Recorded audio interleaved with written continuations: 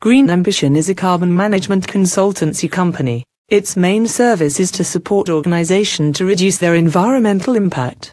This includes the implementation of a carbon footprint within companies, for instance. In this video, we will introduce the concept of carbon footprint and provide you with an insight of it. In this small introduction about carbon footprint, we are going to give you a better overview of why to make a carbon footprint. What is a carbon footprint? What is 1 ton of carbon dioxide? Tools and methodologies to make a carbon footprint. What a carbon footprint consists of and what to do about it.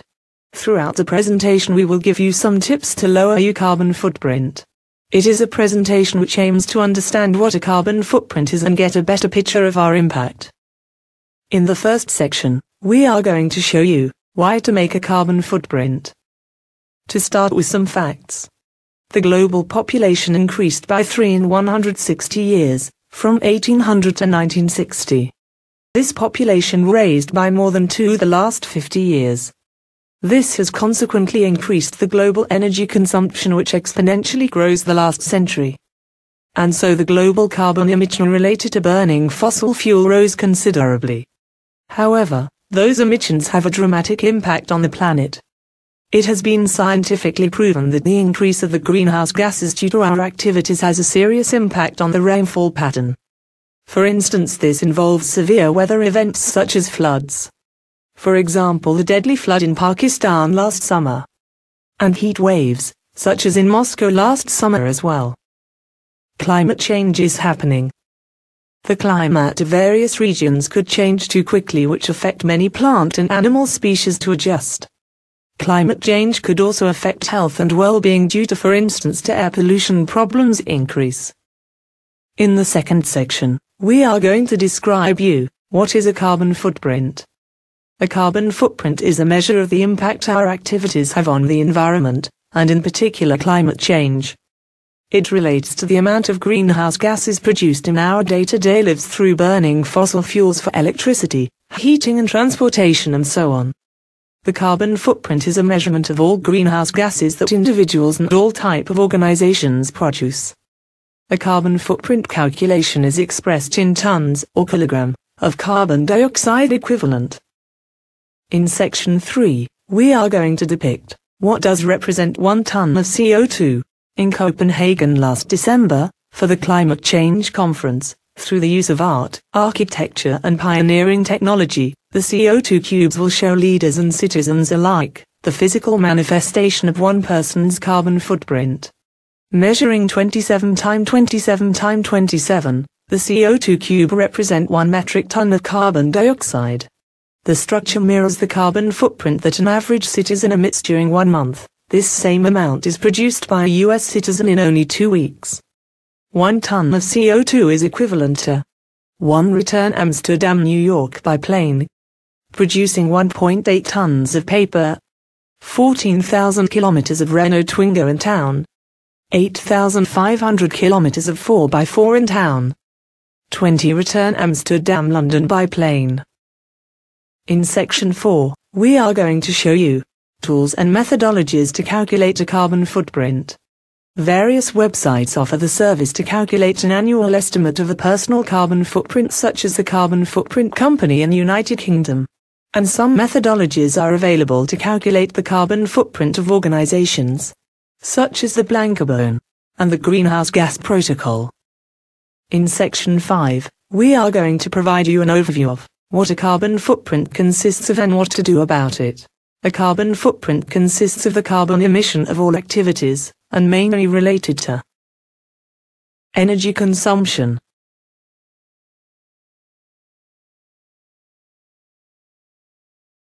transport use,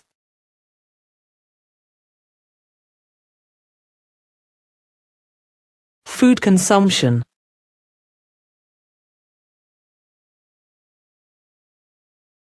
and wastes production. First of all, a carbon footprint consists of the carbon emissions related to the building energy. In a building, there are big energy losses, through the windows, walls, roof, floor and so on. This is mainly represented through the lighting and heating consumption. Nowadays it is necessary to make buildings more energy efficient. It is estimated that buildings could save 10 to 15% on their energy bills by implementing energy efficiency improvements. In average, buildings owner can save up to 30% of their total energy costs per year. The table shows that low-energy light bulb could save money in CO2 released in the atmosphere compared to a standard light bulb. Energy-saving light bulbs use about 75% less energy than standard incandescent bulbs and last up to 10 times longer. About the carbon footprint related to energy in buildings, what to do about it? The main recommending things to avoid excessive carbon emission.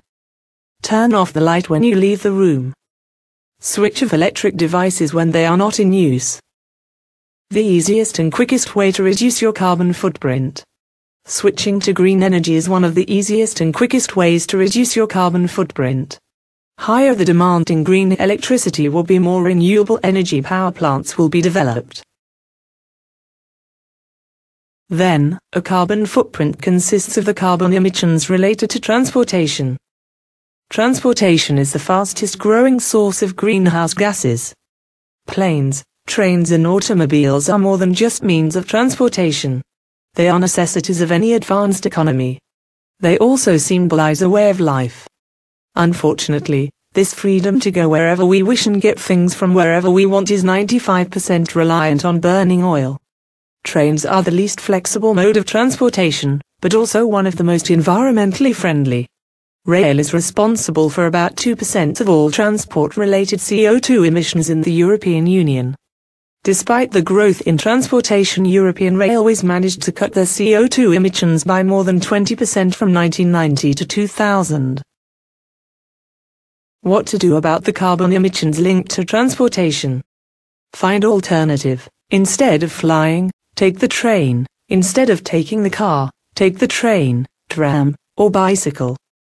Every empty seat in the hundreds of millions of cars on the road represents a missed opportunity to save money, reduce traffic and pollution, and build community through a shared ride.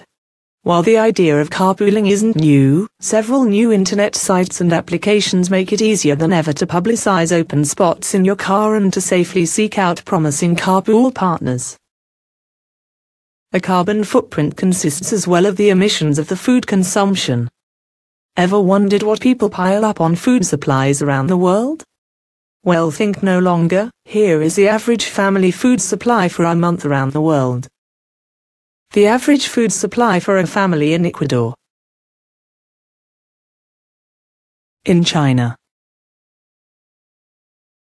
In France. In America. Production, packaging and transportation of food, every step consumes energy and results in carbon emissions. The food system is responsible for 1/3 of global greenhouse emissions.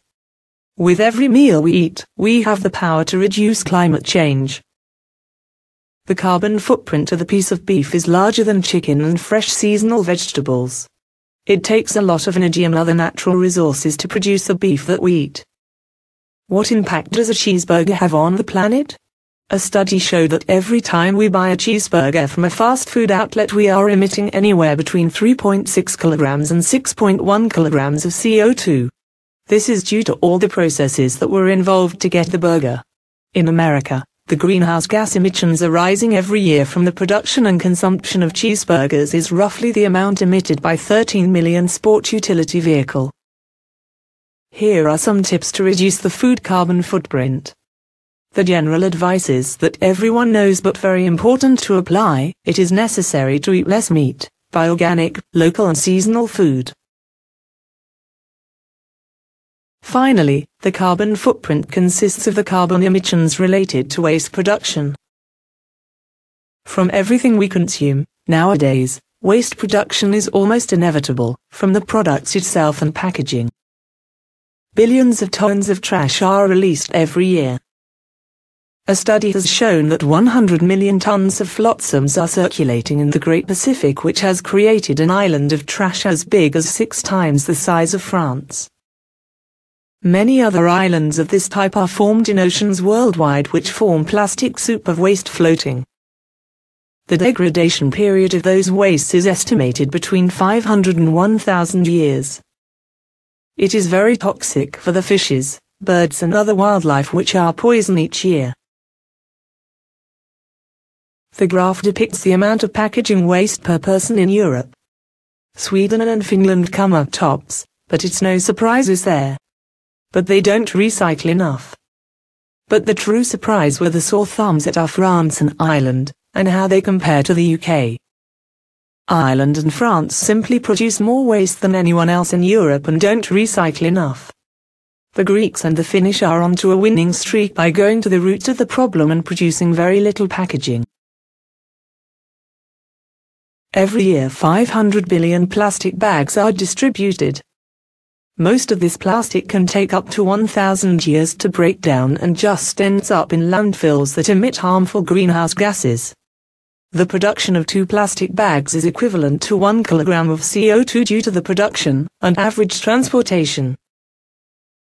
To give this figure perspective, a car driving 1 kilometer is the equivalent of manufacturing 8.7 plastic bags. If a country such as Ireland, with approximately 1.23 million shoppers, switched 50% of plastic bag users to cotton, 15,100 tons of CO2 emissions would be saved per annum. This is equivalent to one person driving 1,800 times around the world. Regarding the emissions related to wastes, what can be done? It is essential to recycle, reuse, reduce our consumption.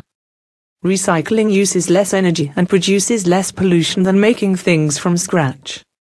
For example, making glass bottles from old ones, 315 kilograms of CO2 is saved per ton of glass recycled after taking into account the transportation and processing. Another example, making bags from recycled polythene takes 1/3 the sulfur dioxide and half the nitrous oxide than making them from scratch.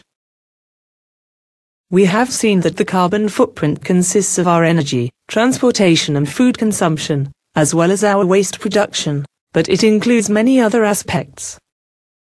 In January 2010, Google published data indicating how much energy it takes to execute a search. The study factored in all components between and including our computer, the servers in between, and everything on Google's end. The results were astounding to many. CO2 output for 2 Google searches was the same as the energy required to boil a kettle of water. About 15 grams of CO2 were emitted. A single search emits 7.5 grams of CO2. In this video, approximately 60 pictures have been used and about 50 searches have been executed, which results to about 1 kilogram of CO2 through the research part, excluding the energy consumption. The last section is about the summary of this presentation and its conclusion. Our researcher, Casio, show that every action we take, even the smallest ones, can have unexpectedly profound consequences. Being aware of your carbon footprint can reverse the damage done to the environment and mainly to help to make smart decisions when concerning energy, transport, food and waste. This is a global issue that we need to tackle all together. It is worth it to act. In the words of Ben Rose, this change of lifestyle is healthier, less stressful, more joyous and more dignified. It's also more free of the influences of advertising, fashion, meaningless competition and having to earn more money to get more things.